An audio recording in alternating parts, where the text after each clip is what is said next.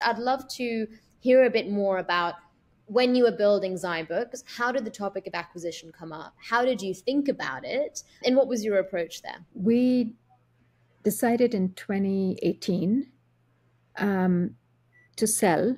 And to be honest, it's a question I think about very often because I do think we sold way too early. We didn't really have a compelling reason to sell. We didn't need more money. I had a lot of inbound interest from Series A and Series B founders. We had only raised about under 3 million across our seed and Series A rounds. But we were profitable. We were growing at 30%, 35%, and so on. So the reason we sold was our investors said we should do something, either raise more. You said they could do status quo. We could continue growing at this. You have a base of 15 million. You can grow at 30%. You can keep adding to it, and so on. So that was one path. But they also felt we could either sell because the market was good, elections were coming the following year. There was some concern about what would happen with the market at that point. So the reasons to sell were, there was no push from instructors, but I think my co-founder was keen to sell as well. And to be honest, I did not give it as deep thought as I should have. So now when I speak with founders, I ask them again, make sure you know your motivations as to why you're selling. Is it personal reasons? Is it that you feel there isn't sufficient growth left for you here and you need to go to a bigger player in order to leverage either Salesforce or to leverage their product or to leverage their brand in order to grow? So be clear on the motivation. So anyway, we decided to sell. We decided to engage with a banker, and we really liked that we had a small banker in San Francisco that we worked with, and then went through a process of getting competitive bids. And at the last, we were down to choosing between private equity buyer and Wiley. And we decided to go with Wiley because we thought that there was a good strategic fit, and we were a little bit concerned about where private equity might take us. So that was, and within Wiley, I would say it's one of the few stories, at least so far, of success. We kept the team together. I fought that a little bit and said, okay, we have to keep the sales team separate and the product team separate because the way they work and the speed with which they work is different from how other teams are working. So they're growing really well, let them be. So it's been very successful within Wiley. So coming back to your question of kind of my advice or my thoughts on acquisition is as founders, just be clear. Why now? Are you certain?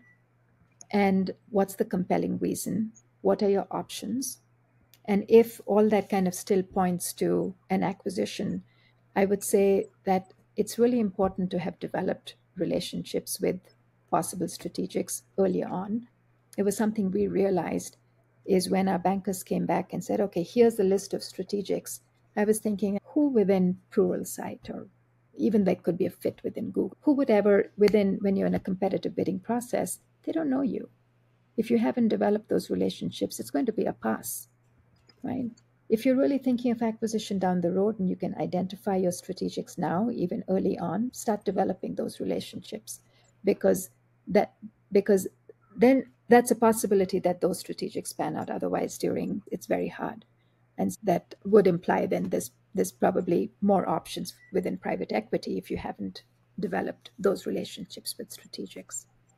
Really helpful advice, because it's something that you maybe don't think about until you're ready to sell. But by that point, these relationships you could have built would have been extremely helpful. So that's fantastic advice. And then when you were deciding between bids, what kind of factors did you think about when you were deciding whether to go down the PE route or Wiley? Yeah, the future.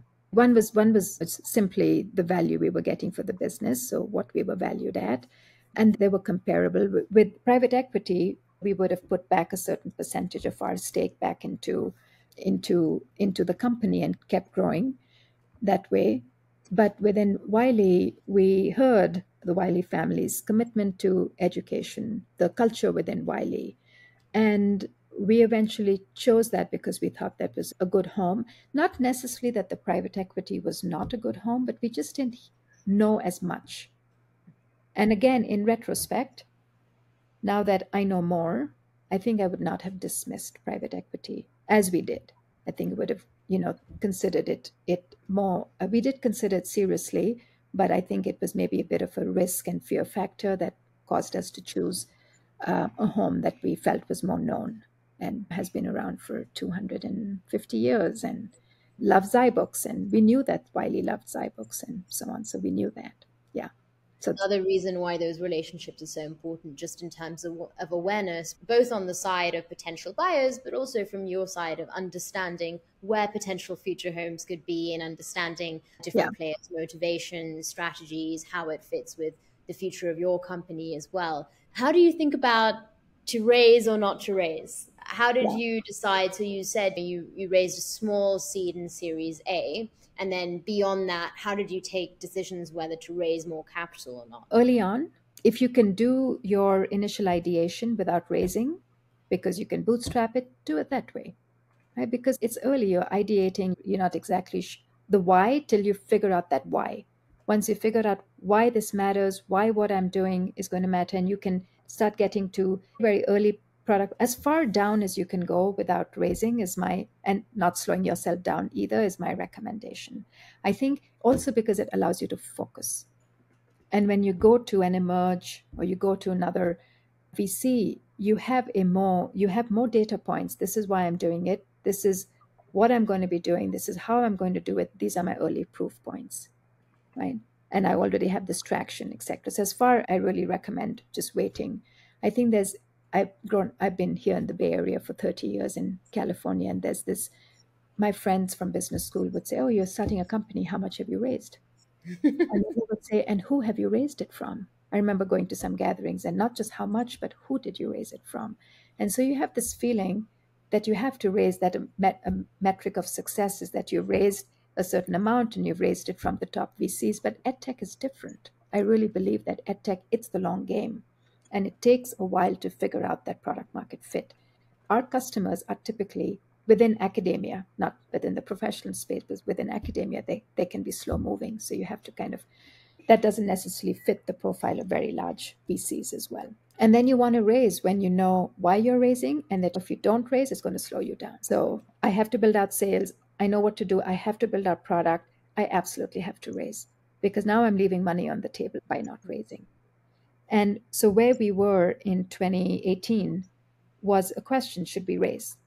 And again, maybe we should have raised as opposed to selling, because that would have given us kind of the growth that we got within Wiley as well. So it's make sure you know what you're going to do with the capital, and you can see it. It's not like hypothetical. You can see that if I add 5 people in sales here and I add these 3 people here and I build out marketing that I've never done before, it's going to give me this growth. And I'm ready for it. Or I need to pay my people more, or it's about time, right? I need to get 401k into the company. It's things like that.